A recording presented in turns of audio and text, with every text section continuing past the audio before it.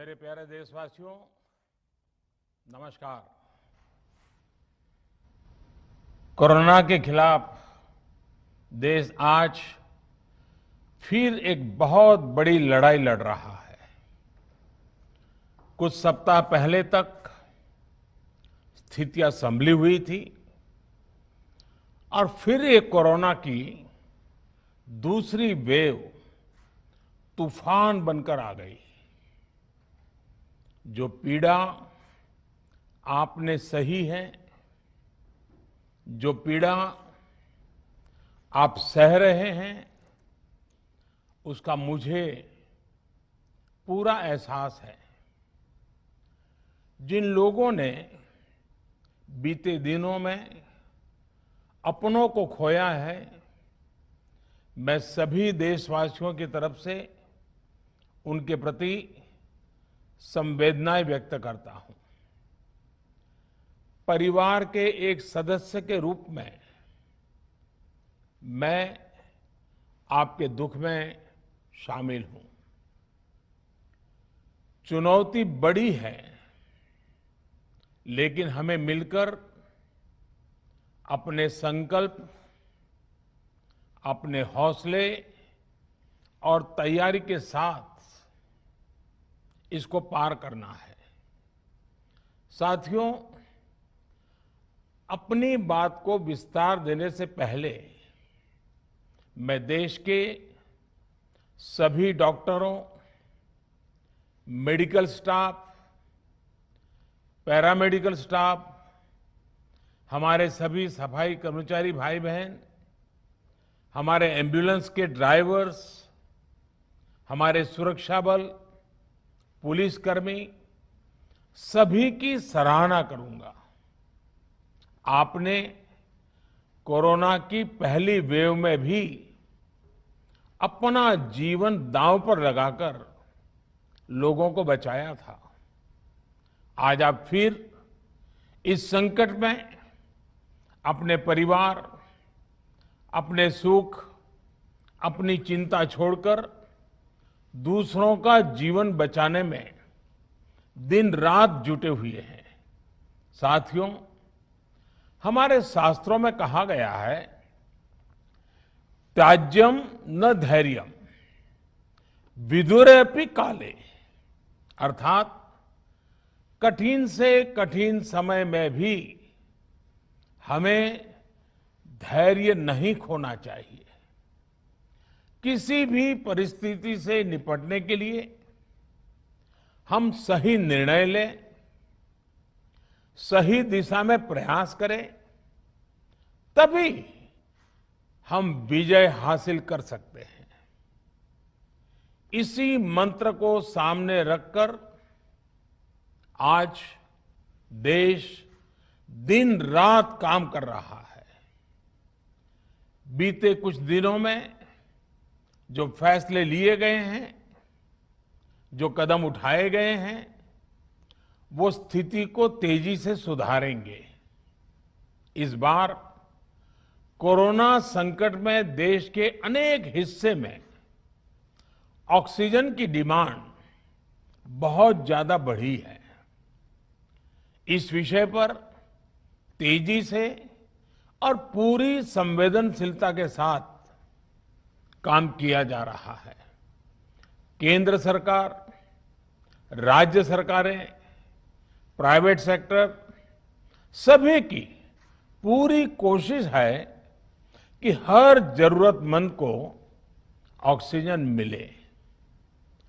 Oxygen production और supply को बढ़ाने के लिए भी कई स्तरों पर उपाय किए जा रहे हैं। राज्यों में नए ऑक्सीजन प्लांट्स हो, 1 लाख नए सिलेंडर पहुंचाने हो, औद्योगिक इकाइयों में इस्तेमाल हो रही ऑक्सीजन का मेडिकल इस्तेमाल हो, ऑक्सीजन रेल हो, हर प्रयास किया जा रहा है। साथियों, इस बार जैसे ही कोरोना के केस बढ़े, देश के फार्मा सेक्टर ने दवाइयों का उत्पादन और बढ़ा दिया है। आज जनवरी फरवरी की तुलना में देश में कई गुना ज्यादा दवाइयों का प्रोडक्शन हो रहा है। इसे अभी और तेज किया जा रहा है। कल भी मेरी देश की फार्मा इंडस्ट्री के बड़े जो प्रमुख लोग हैं, उसके जो एक्सपर्ट लोग हैं, उनसे बहुत लंबी चर्चा हुई है। प्रोडक्शन बढ़ाने के लिए हर तरीके से दवाई कंपनियां की मदद ली जा रही है। हम सौभाग्यशाली हैं कि हमारे देश के पास इतना बड़ा मजबूत फार्मा सेक्टर है जो बहुत अच्छी और तेजी से दवाइयां बनाता है। इसके साथ ही अस्पतालों में बेड की संख्या को बढ़ाने का भी काम तेजी से चल रहा है। कुछ शहरों में ज्यादा डिमांड को देखते हुए विशेष और विशाल कोविड हॉस्पिटल बनाए जा रहे हैं। साथियों, पिछले वर्ष जब देश ने कोरोना के कुछ ही मरीज सामने आए थे, उसी समय भारत में कोरोना वायरस के खिलाफ प्रभावी वैक्सीन के लिए काम शुरू कर दिया था। हमारे वैज्ञानिकों ने दिन रात एक करके बहुत कम समय में देशवासियों के लिए वैक्सीन विकसित की है। आज दुनिया की सबसे सस्ती वैक्सीन भारत में है। भारत की कोल्ड चेन व्यवस्था के अनुकूल वैक्सीन हमारे पास है। इस प्रयास में हमारे प्राइवेट सेक्टर ने इनोवेशन और एंटरप्राइज की भावना का बेहतरीन प्रदर्शन किया है। वैक्सीन की अप्रूवल्स और रेगुलेटरी प्रोसेसेस को फास्ट ट्रैक पर रखने के साथ ही सभी साइंटिफिक और रेगुलेटरी मदद को बढ़ाया गया है। यह एक टीम एफर्ट है जिसके कारण हमारा Bharat 2 made in India vaccine के साथ दुनिया का सबसे बड़ा टीकाकरण अभियान शुरू कर पाया। टीकाकरण के पहले चरण से ही गति के साथ ही इस बात पर जोर दिया गया कि ज्यादा से ज्यादा क्षेत्रों तक, जरूरतमंद लोगों तक वैक्सीन पहुंचे। दुनिया में सबसे तेजी से भारत में पहले 10 करोड़, फिर 11 करोड़ और अब 12 करोड़ वैक्सीन डोज दिए गए हैं। आज कोरोना से इस लड़ाई में हमें हौसला मिलता है कि हमारे health care workers, frontline corona warriors और सीनियर सिटीजन्स के एक बड़े हिस्से को वैक्सीन का लाभ मिल चुका है। साथियों, कल ही वैक्सीन को लेकर हुए एक और अहम फैसला भी हमने किया है। 1 मई के बाद से 18 वर्ष के ऊपर के किसी भी व्यक्ति को वैक्सीनेट किया जा सकेगा। अब भारत में जो वैक्सीन बनेगी उसका आधा हिस्सा सीधे राज्यों और अस्पतालों को भी मिलेगा। इस बीच गरीबों, बुजुर्गों, निम्न मध्यम वर्ग के लोग, 45 वर्ष की आयु के ऊपर के व्यक्तियों के लिए केंद्र सरकार का जो वैक्सीन कार्यक्रम चल रहा है वो भी उतनी ही तेजी से जारी रहेगा। पहले की तरह ही सरकारी अस्पतालों में मुफ्त वैक्सीन मिलती रहेगी, जिसका फायदा, जैसा मैंने कहा, हमारे गरीब परिवार हो, हमारे मध्यम वर्ग, निम्न मध्यम वर्ग के परिवार हो, वो उनका लाभ उठा सकेंगे। साथियों, हम सभी का प्रयास जीवन बचाने के लिए है, और जीवन बचाने के लिए तो है ही, प्रयास से भी ये है कि आर्थिक गतिविधियां और आजीविका कम से कम प्रभावित हो। प्रयास का तरीका यही रखा जाए। वैक्सीनेशन को 18 वर्ष की आयु के ऊपर के लोगों के लिए ओपन करने से शहरों में जो हमारे वर्कफोर्स है उसे तेजी से वैक्सीन उपलब्ध होगी। राज्यों और केंद्र सरकार के प्रयासों से श्रमिकों को भी तेजी से वैक्सीन मिले लगेगी। मेरा राज्य प्रशासन से आग्रह है कि वो श्रमिकों का भरोसा जगाए रखे। उनसे आग्रह करें कि वो जहां है वहीं रहे। राज्यों द्वारा दिया गया ये भरोसा उनकी बहुत मदद करेगा कि वो जिस शहर में हैं वहीं पर अगले कुछ दिनों में वैक्सीन भी लगेगी और उनका काम भी बंद नहीं होगा। साथियों, पिछली बार जो परिस्थितियां थी वो अभी से काफी भिन्न थी। तब हमारे पास इस वैश्विक महामारी से लड़ने के लिए कोरोना स्पेसिफिक मेडिकल इंफ्रास्ट्रक्चर नहीं था। आप याद करिए देश की क्या स्थिति थी। कोरोना टेस्टिंग के लिए पर्याप्त लैब नहीं, पीपीई का कोई प्रोडक्शन नहीं, हमारे पास इस बीमारी के ट्रीटमेंट के लिए कोई खास जानकारी भी नहीं। लेकिन बहुत ही कम समय में हमने इन चीजों में सुधार किया। आज हमारे डॉक्टरों ने कोरोना के इलाज की बहुत ही अच्छी एक्सपर्टीज हासिल कर ली है। वो ज्यादा से ज्यादा जीवन बचा रहे हैं।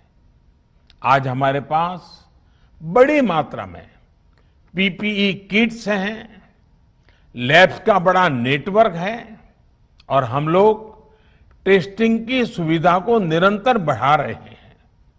साथियों, देश ने कोरोना के खिलाफ अब तक बहुत मजबूती से और बहुत धैर्य से लड़ाई लड़ी है। इसका श्रेय आप सभी को, सभी देशवासियों को ही जाता है। अनुशासन और धैर्य के साथ कोरोना से लड़ते हुए आप देश को यहां तक लाए हैं। मुझे विश्वास है जन भागीदारी की ताकत से हम कोरोना के इस तूफान को भी परास्त कर पाएंगे। आज हम अपने चारों ओर देख रहे हैं कि कैसे कई लोग, कई सामाजिक संस्थाएं जरूरतमंदों तक मदद पहुंचाने में दिन रात जुटे हैं। दवाई पहुंचाना हो, खाने या रहने की व्यवस्था करनी हो, लोग पूरे मनोयोग के साथ काम कर रहे हैं। मैं इन सभी के सेवा भाव को आदरपूर्वक नमन करता हूं और देशवासियों से अपील करता हूं कि अधिक से अधिक मात्रा में इस संकट की घड़ी में देशवासी आगे आएं और जरूरतमंदों तक मदद पहुंचाएं। समाज के पुरुषार्थ और सेवा के संकल्प से ही हम ये लड़ाई जीत पाएंगे। मेरा युवा साथियों से अनुरोध है कि वो अपनी सोसाइटी में, मोहल्ले में, अपार्टमेंट्स में छोटी छोटी कमेटियां बनाकर कोविड अनुशासन पालन करवाने में मदद करें। हम ऐसा करेंगे तो सरकारों को न कभी कंटेनमेंट जोन लगाने की जरूरत पड़ेगी, न कर्फ्यू लगाने की जरूरत पड़ेगी और लॉकडाउन का तो सवाल ही नहीं उठता है, आवश्यकता ही नहीं पड़ेगी। स्वच्छता अभियान के समय देश में जागरूकता फैलाने के लिए मेरे बाल मित्रों ने बहुत मदद की थी। छोटे छोटे बालक, 5वीं, 7वीं, 8वीं, 10वीं में पढ़ने वाले, उन्होंने घर के लोगों को समझाया था, मनाया था। उन्होंने बड़ों को भी स्वच्छता का संदेश दिया था। आज मैं फिर अपने बाल मित्रों से एक बात विशेष तौर पर कहना चाहता हूं। मेरे बाल मित्र, घर में ऐसा माहौल बनाइए कि बिना काम, बिना कारण घर के लोग घर से बाहर न निकले। आपकी जीत बहुत बड़ा परिणाम ला सकती है। प्रचार माध्यमों से भी मेरी प्रार्थना है कि ऐसे संकट की घड़ी में वो लोगों को सतर्क और जागरूक करने के लिए जो प्रयास कर रहे हैं उसे और बढ़ाएं। इसके साथ ही इसके लिए भी काम करें कि डर का माहौल कम हो सके, लोग अफवाह और भ्रम में न आए। साथियों, आज की स्थिति में हमें देश को लॉकडाउन से बचाना है। मैं राज्यों से भी अनुरोध करूंगा कि वो लॉकडाउन को अंतिम विकल्प के रूप में ही इस्तेमाल करें। लॉकडाउन से बचने की भरपूर कोशिश करनी है और माइक्रो कंटेनमेंट जोन पर ही ध्यान केंद्रित करना है। हम अपनी अर्थव्यवस्था की सेहत भी सुधारेंगे और देशवासियों की सेहत का भी ध्यान रखेंगे। साथियों, आज नवरात्रि का आखिरी दिन है। कल रामनवमी है और मर्यादा पुरुषोत्तम श्री राम का हम सभी को यही संदेश है कि हम मर्यादाओं का पालन करें।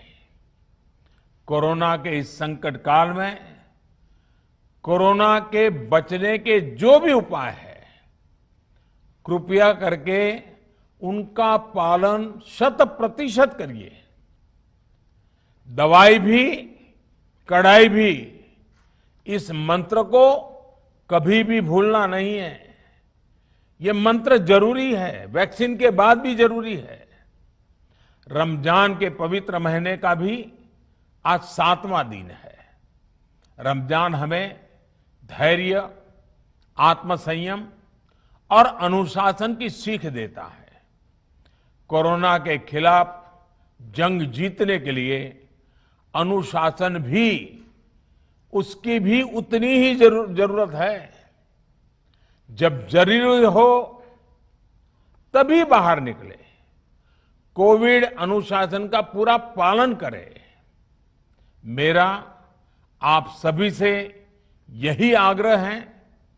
मैं आपको फिर ये भरोसा देता हूं, आपके इस साहस, धैर्य और अनुशासन के साथ जुड़कर आज जो परिस्थितियां हैं उन्हें बदलने में देश कोई कोर कसर नहीं छोड़ेगा। आप सभी स्वस्थ रहें, आपका परिवार स्वस्थ रहें, इसी कामना के साथ मैं अपनी बात समाप्त करता हूं। आपका बहुत बहुत धन्यवाद।